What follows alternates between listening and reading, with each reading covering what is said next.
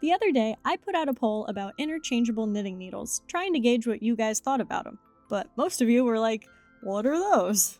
So, welcome to Interchangeable Knitting Needles 101, because I think it's a great thing to know about. They give so many more options and abilities to your knitting, and there's just a lot to love about them. So, let's start with the best and most defining feature of interchangeables. You can interchange them.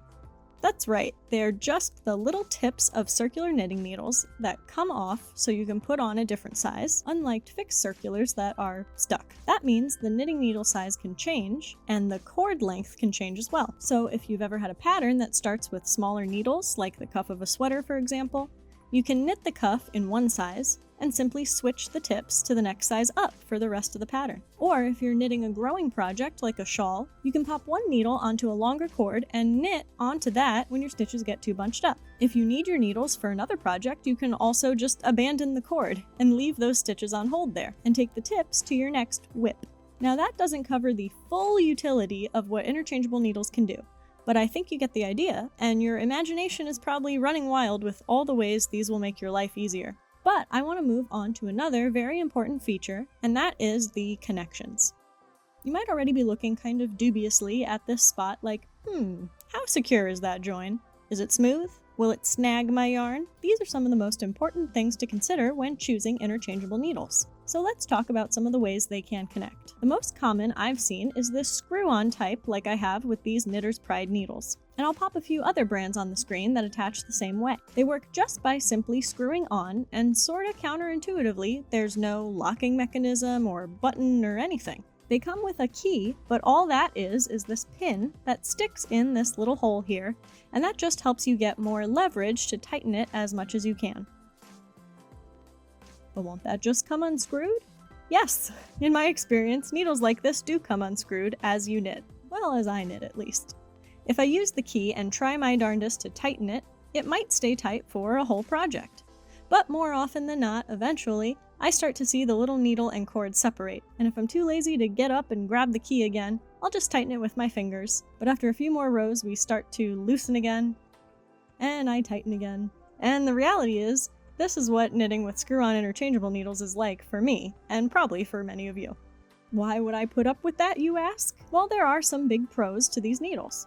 The joins are smooth because there are no mechanisms to secure them in place. Many of the screw-on needles I mentioned are even interchangeable with each other, so you can mix and match brands and cords. They're usually the most cost-effective needles because they're often cheaper to alternatives, but most of all they give you the most options in tip length, needle and cord material, and cord length, and definitely needle size. You can easily get screw-on interchangeable tips up to 15 millimeters.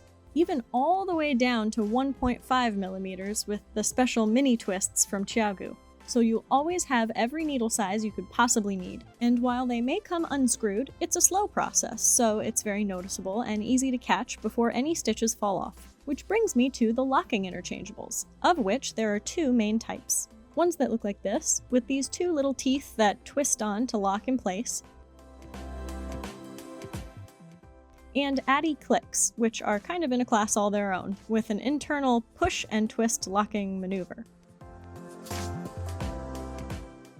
These needles may be a good alternative for you if you're not crazy about the untwisting issue, and I love that you don't need any additional accessories to remove, attach, and change your needles. At the moment, I believe the only needles on the market with this mechanism are from Denise via their Classic or Love to Knit line, and only come in plastic needle tips. But that makes them very affordable and easy to try out to see if you like them. If you want a locking interchangeable needle with different tip material options, Addy clicks are the way to go. However, they are some of the priciest on the market, and going all in on a full set for $130+ felt kinda risky, so fortunately they have a sampler set with 3 different tip types for about $40 that I got to try them. And I have a full review of these coming soon. But the quick takeaways are that these are wonderful, quality needles that I think warrant the price. But the locking mechanism isn't as clicky and satisfying as you'd think, and there was a little bit of a learning curve before I got the feel for how to lock them. And unlike screw-on needles, when locking needles come undone, you're losing stitches.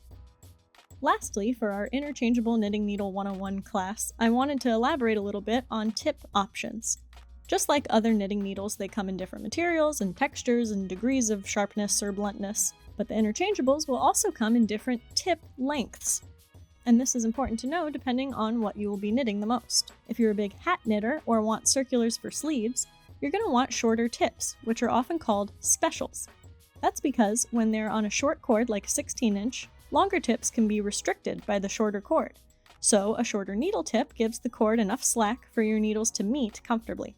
Even smaller still are the 2-inch tips from Chiagu for knitting on 9-inch cords for easy socks, gloves, and mittens. If you're knitting a lot of lace or bigger circumference items, or just can't take the hand strain of tiny little needles, you may prefer longer tips.